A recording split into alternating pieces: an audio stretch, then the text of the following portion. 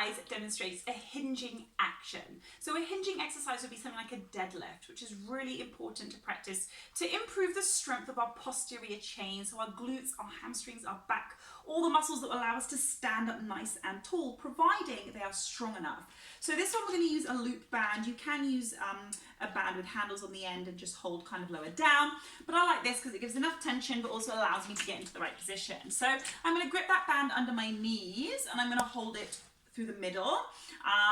I'll show you the side view just so you can see what the spine should look like. So we're going to curl the toes under to give us some more support, and I want you to think about shooting your hips as far back as you can and also keeping that canister strong, so the rib cage stacked over those hips. So none of this bending and exposing the front of the abdominals. We want it nice and strong and together. So all we're going to do, we're going to relax the pelvic floor, relax everything, and all we're going to do is hinge backwards. So my bum is sticking back, and as I hinge back, I lean forward. And all I'm going to do with my hands, I'm not going to pull with my arms, but my hands are just holding the band, but I push my hips forward, squeeze my glutes, and that little bit of tension through the band just makes it feel as though I'm pulling against something. The band is optional actually. If you're just practicing this pattern, then you can just hips go back, hips go forward, hips go back, hips go forward. Now notice that the gap,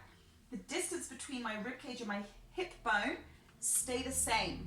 I'm not exposing it and crunching it, exposing it and crunching it. We don't want to be opening up the front of that area, especially if you have a diastasis, especially if you are healing this area. We want to keep that the tension there all throughout. So we don't want to be lengthening it right now in this particular exercise. So we go back, and as I push forward, lift up, I push my hips forward, and I'm not bending through that back. So inhale, exhale, inhale, exhale. When I inhale and go back, I'm not pushing down, so no downward pressure.